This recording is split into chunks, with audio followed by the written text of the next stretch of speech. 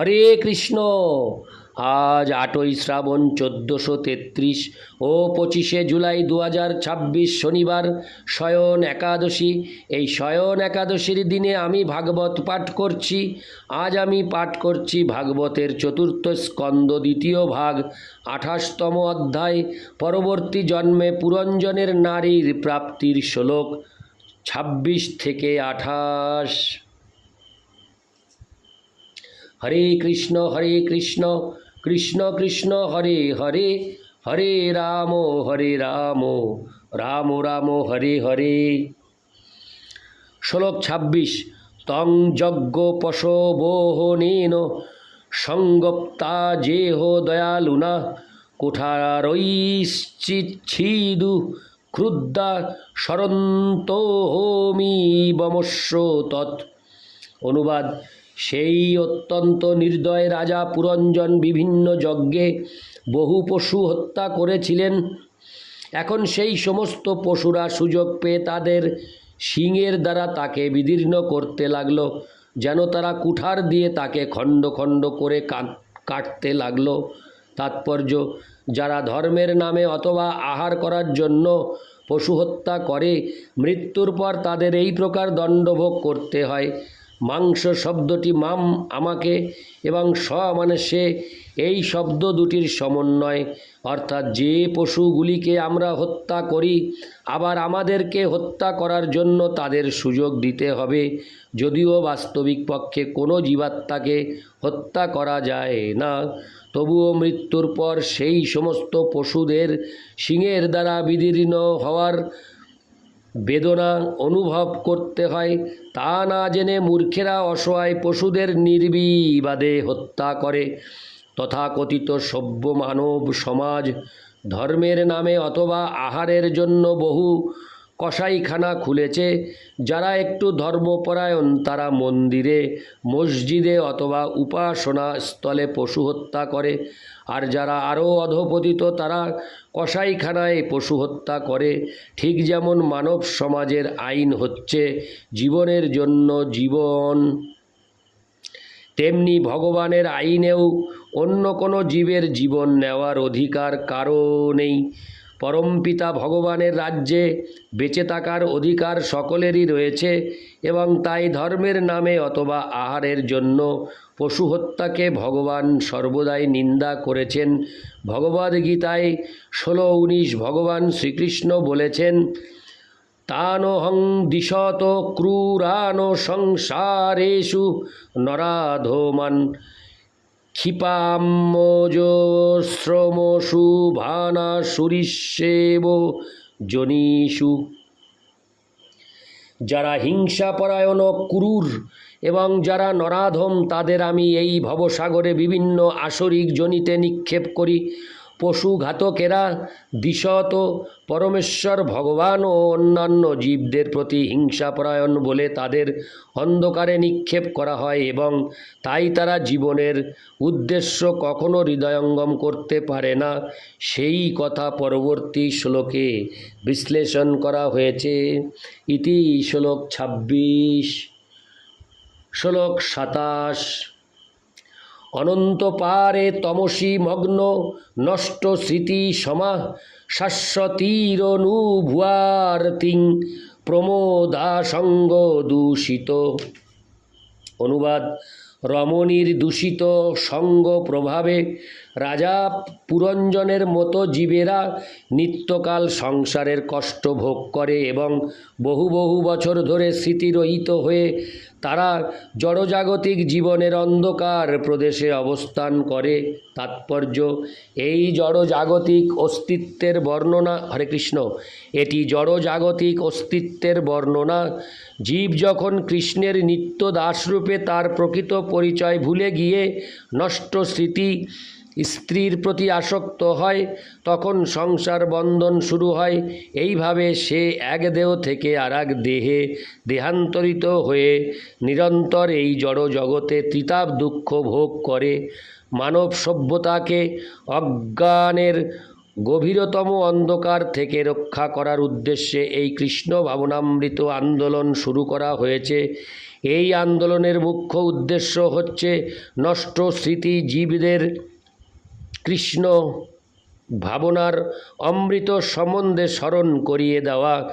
এইভাবে জীবাত্মা অবিদ্যার সংকট এবং দেহান্তর থেকে রক্ষা পেতে পারে, সেই সম্বন্ধে শ্রীল ভক্তিবিনোদ ঠাকুর গেয়েছেন। অনাদিকরম ফলে পড়ি ভবার নব জলে, তরিবারে না দেখি উপায়, এ বিষয়ে হলা হলে দিবানিশি হিয়া জলে, মন কভু সুখ নাহি পায়। আমার অতীতের কর্মকাণ্ডের কারণেই আমি এখন অজ্ঞানতার মহাসমুদ্রে নিপতিত হয়েছি। প্রকৃতপক্ষে একটি বিষাক্ত সমুদ্রের মতো এই মহাসাগর থেকে বেরিয়ে আসার কোনো উপায় আমি খুঁজে পাচ্ছি না। আমরা ইন্দ্রিয় তৃপ্তি সাধনের মাধ্যমে সুখী হতে চেষ্টা করি, কিন্তু আসলে এই তথাকথিত তৃপ্তি সাধন হল গুরু পাক কটু খাদ্যের মতো, হরে কৃষ্ণ, গুরু পাক কটু খাদ্যের মতো, এবং তা হৃদয় দহনের কারণ। আমি দিবারাত্র ক্রমাগতভাবে জ্বালা অনুভব করে চলেছি এবং তাই আমার চিত্ত প্রসন্ন হচ্ছে না। জড় অস্তিত্ব সর্বদাই দুশ্চিন্তায় পূর্ণ।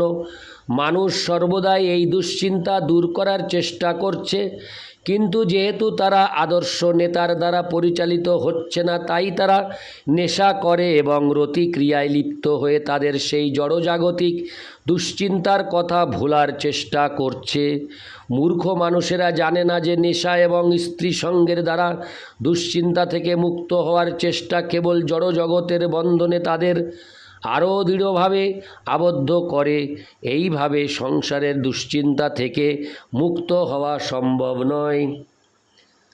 প্রমোদা সঙ্গ দূষিত শব্দটি ইঙ্গিত করে যে অন্যান্য সমস্ত কলুষের কথা ছেড়ে দিলেও কেউ যদি কেবল স্ত্রী লোকদের প্রতি আসক্ত থাকে, তাহলে সেই একটি কলুষই তাকে চিরকালের জন্য এই জড়জগতের বন্ধনে আবদ্ধ করে রাখার পক্ষে যথেষ্ট।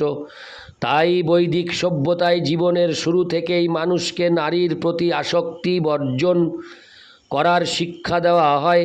জীবনের প্রথম আশ্রম হচ্ছে ব্রহ্মচর্য, দ্বিতীয় আশ্রম গার্হস্থ্য, তৃতীয় আশ্রম বানপ্রস্থ এবং চতুর্থ আশ্রম সন্ন্যাস।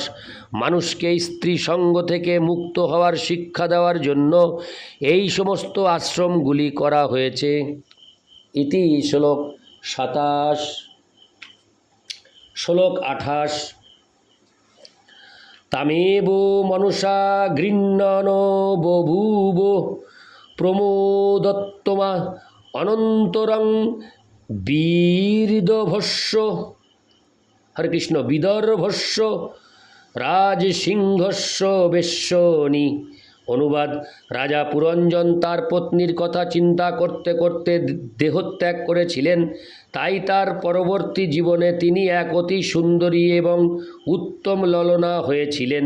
রাজারই গৃহে তিনি পরজন্মে বিদর্ভরাজের কন্যা হন। তাৎপর্য: যেহেতু রাজা পুরঞ্জন তার মৃত্যুর সময় তার পত্নীর কথা চিন্তা করেছিলেন, তাই তার পরবর্তী জীবনে তিনি স্ত্রী শরীর প্রাপ্ত হয়েছিলেন। ভগবদ্গীতার 8:6 নিম্নলিখিত শ্লোকটিতে সেই তো সত্য প্রতিপন্ন হয়েছে। জং জং বাপি শরণ ভাবং তজোত্তন্তে কলেবরম, তং তমে বৈতি কৌন্তেয় সদা তদ্ভাব ভাবিত। মৃত্যুর সময়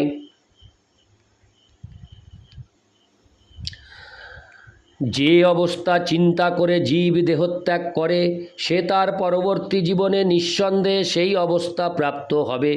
যে বিশেষ বিষয়ের চিন্তায় জীব মগ্ন থাকে, মৃত্যুর সময় সে সেই বিষয়েরই চিন্তা করবে। জাগ্রত অবস্থায়, স্বপ্নাবস্থায় অথবা সুষুপ্তিতে যে চিন্তা জীবের জীবনকে ঘিরে থাকে, মৃত্যুর সময় সে সেই বিষয়ে চিন্তা করবে। ভগবানের সঙ্গ থেকে বিচ্যুত হওয়ার পর জীব এইভাবে প্রকৃতির নিয়মে এক দেহ থেকে আর এক দেহে দেহান্তরিত হতে থাকে। অবশেষে সে মনুষ্য জন্ম লাভ করে। এই মনুষ্য জীবনে যদি সে আধ্যাত্মিক জীবনকে অবহেলা করে জড়জাগতিক চিন্তায় মগ্ন থাকে এবং জন্ম মৃত্যুর সমস্ত সমস্যার সমাধানকারী পরমেশ্বর ভগবান শ্রী গোবিন্দের শ্রীপাদপদ্মের আশ্রয় গ্রহণ না করে, তাহলে সে তার পরবর্তী জীবনে একটি স্ত্রী শরীর প্রাপ্ত হবে। বিশেষ করে সে যদি তার পত্নীর কথা চিন্তা করে। শ্রীমদ্ ভাগবতে 3:31 বলা হয়েছে, কর্মণা দৈব নেত্রেণ, জীব কখনো পুণ্য কর্ম করে এবং কখনো পাপ কর্ম করে, আবার কখনো দুইভাবে আচরণ করে। তার সমস্ত কর্মেরই হিসাব নিকাশ রাখা হয় এবং দৈবের তত্ত্বাবধানে জীব একটি নতুন শরীর প্রাপ্ত হয়। রাজা পুরঞ্জন যদিও তার পত্নীর প্রতি অত্যন্ত আসক্ত ছিলেন, তবুও তিনি বহু পুণ্য কর্ম অনুষ্ঠান করেছিলেন। তাই একটি স্ত্রী শরীর প্রাপ্ত হলেও তিনি রাজকন্যা রূপে জন্মগ্রহণ করেছিলেন।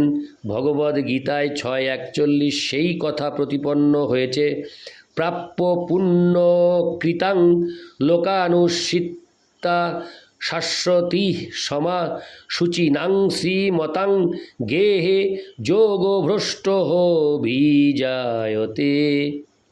অসফল যোগী বহু বছর ধরে পুণ্য জীবাত্মাদের লোকে সুখ উপভোগ করার পর ধর্মপরায়ণ পরিবারে অথবা সম্ভ্রান্ত ধনী পরিবারে জন্মগ্রহণ করেন। কেউ যদি সকাম কর্ম, মনোধর্ম প্রসূত জ্ঞান অথবা যোগের প্রতি অত্যন্ত আসক্ত থাকার ফলে ভক্তিযোগের মার্গ থেকে অধপতিত হয়, তাহলে তিনি অত্যন্ত সম্ভ্রান্ত এবং ধনী পরিবারে জন্মগ্রহণ করার সুযোগ পাবেন। পরমেশ্বর ভগবান দেবতাদের নিযুক্ত করেছেন যাতে তারা জীবদের বাসনা অনুসারে তাদের পূর্বকৃত কর্মের ন্যায্য ফল প্রদান করেন। যদিও রাজা পুরঞ্জন তার পত্নীর প্রতি অত্যন্ত আসক্ত হওয়ার ফলে স্ত্রী শরীর প্রাপ্ত হয়েছিলেন, তবুও তার পূর্বকৃত পুণ্যকর্মের ফলে তিনি এক রাজ পরিবারে জন্মগ্রহণ করেছিলেন। মূল কথা হচ্ছে যে আর একটি শরীর দান করার পূর্বে আমাদের সমস্ত কার্যকলাপের মূল্যায়ন হয়। নারদ মুনি তাই ব্যাসদেবকে উপদেশ দিয়েছিলেন, মানুষের কর্তব্য হচ্ছে অন্য সমস্ত কর্ম পরিত্যাগ করে কেবল কৃষ্ণ ভক্তির পন্থা অবলম্বন করা। সেই উপদেশ স্বয়ং শ্রীকৃষ্ণও দিয়েছিলেন। ভক্ত যদি আধ্যাত্মিক চেতনার স্তর থেকে বিচ্যুতও হন, তবুও পরবর্তী জীবনে তিনি ভগবদ্ ভক্ত বা কোনো ধনী ব্যক্তির গৃহে মনুষ্য শরীর প্রাপ্ত হবেন। এইভাবে তিনি তার ভগবদ্ ভক্তির অনুশীলন চালিয়ে যাওয়ার সুযোগ পান। ইতি শ্লোক 28। হরে কৃষ্ণ কৃষ্ণ কৃষ্ণ হরে হরে, হরে রাম রাম রাম হরে হরে। হরে কৃষ্ণ।